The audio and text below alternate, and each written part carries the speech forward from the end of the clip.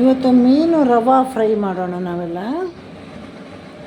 ನೋಡಿ, ಇದಕ್ಕೆ ಇವಾಗ ನಾನು ಒಂದು 3-4 ಸ್ಪೂನಷ್ಟು ಕೊಬ್ಬರಿ ಎಣ್ಣೆ ತಗೊಂಡಿದ್ದೇನೆ. ಇದರಲ್ಲಿ ಇವಾಗ ಎಷ್ಟು ಮೀನು ಬೇಕೋ ಅಷ್ಟೇ ನಾವು ಫ್ರೈ ಮಾಡೋದು. ಬಾಕಿ ಎತ್ತಿ ಫ್ರೀಝರ್ ಒಳಗೆ ಇಟ್ಟು ಮತ್ತೆ ನಾರ್ಮಲ್ ಟೆಂಪ್ರೇಚರ್ಗೆ ಬಂದ ಮೇಲೆ ಮತ್ತೆ ಬೇಕಾದಾಗ ಫ್ರೈ ಮಾಡ್ತೀವಿ. ಚೆನ್ನಾಗಿ ಬಿಸಿಯಾಗಬೇಕು ಮೀನೆಲ್ಲ ಫ್ರೈ ಮಾಡುವಾಗ. ಇದು ಇವಾಗ ಚೆನ್ನಾಗಿ ಬಿಸಿಯಾಗಿದೆ. ಇಲ್ಲಿ ನಾನೀಗ ವೈಟ್ ಪಾಂಪ್ರೇಟ್ ತಗೊಂಡಿದ್ದೇನೆ. ಒಂದು ವೈಟ್ ಪಾಂಪ್ರೇಟನ್ನು ನಾವು 2 ಪೀಸ್ ಮಾಡಿದ್ದೇವೆ ನೋಡಿ. ಈಗ ಮೀನು ಬರಲಿಕ್ಕೆ ಸ್ಟಾರ್ಟ್ ಆಗಿದೆ, ಮೀನಿನ ಸೀಸನ್ ಶುರುವಾಗಿದೆ. ಇದು ನೋಡಿ, ಏನು ಹೇಳೋದು ಇದಕ್ಕೆ, ನಂಗು ಮೀನು ಅಂತ ಹೇಳ್ತೀವಿ ನಾವು. ಇದು ನಂಗು, ದೊಡ್ಡ ನಂಗು, ಮಾಂದಲ್ ಅಂತ ಕೂಡ ಹೇಳ್ತೀವಿ. ಕಿಳಿ ಮೀನು ಅಂತ ಕೂಡ ಹೇಳ್ತೀವಿ. ಕಿಳಿ ಮೀನಲ್ಲ, ಮೀನು. ಇದು ಬ್ಲ್ಯಾಕ್ ಪಾಂಪ್ರೇಟ್ ನೋಡಿ. ಈಗ ಇಷ್ಟು ಮೀನನ್ನು ಹಾಕಿದ್ದೇನೆ. ಇದು ಮೀಡಿಯಮ್ ಫ್ಲೇಮಲ್ಲಿ ಈ ಥರ ಫ್ರೈ ಆಗ್ತಾ ಇರಲಿ. ಮೀಡಿಯಮ್ ಫ್ಲೇಮಲ್ಲಿ ಇಟ್ಟರೆ ತುಂಬ ಚೆನ್ನಾಗಿ ಬರುತ್ತೆ. ಈಗ ಒಂದು ಕಡೆ ಚೆನ್ನಾಗಿ ಫ್ರೈ ಆಗ್ತಾ ಇದೆ, ಮತ್ತು ಸ್ವಲ್ಪ ಹೈ ಫ್ಲೇಮಲ್ಲಿ ಇಟ್ಬಿಡೋಣ.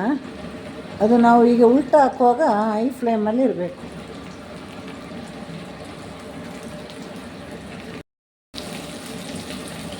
ಯಮ್ಮಿ ಫಿಶ್ ನೋಡಿ. ಪಾಂಪ್ರೇಟ್, ಆಮೇಲೆ ಮಾಂದಲ್, ಬ್ಲ್ಯಾಕ್ ಪಾಂಪ್ರೇಟ್ ಎಲ್ಲವೂ ಸೇರಿ ಒಂದು ಫ್ರೈ.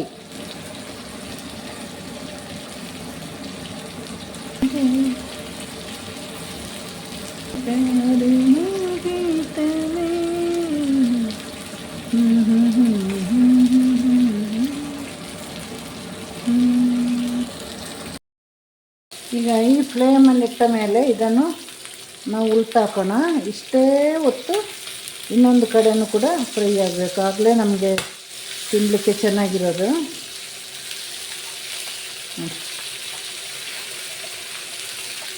ಆಚೆ ಈಚೆ ಓಡ್ತಾ ಇದೆ, ನೀನು ಬೇಡ ಎಷ್ಟು ಚೆನ್ನಾಗಿ ಬಂತಾರೆ ನೋಡಿ. ರವಾ ಫ್ರೈ ಸೂಪರಾಗಿರುತ್ತೆ. ಇದು ಒಂದು ಪೀಸ್ ತಿನ್ನಬೇಕಂದ್ರೆ ನೀವು ಹೊರಗಡೆ 700 ರೂಪಾಯಿ 800 ರೂಪಾಯಿ ಕೊಡಬೇಕು.